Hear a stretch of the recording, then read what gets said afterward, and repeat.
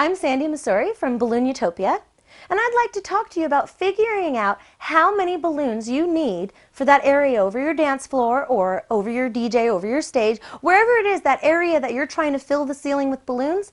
How can you figure out how many balloons you need? Well, simple math. There's a formula.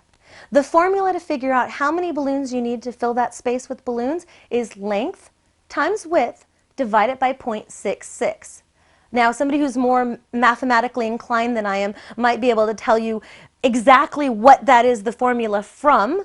I couldn't. I just have that formula memorized, and I know that it gives me the best results to approximate how many balloons I need. So, let's assume that we're trying to decorate a 10 by 10 area, which would be your average trade show booth, for instance.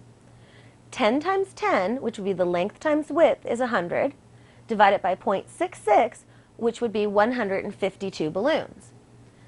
Actually, it's 151.515151, but it's really difficult to cut a balloon in half, so we'll just round it up to 152. Now, the thing that's important to know is that we're talking about 11-inch balloons. If you're using 3-foot balloons, if you're using 16-inch balloons, this formula is not going to work.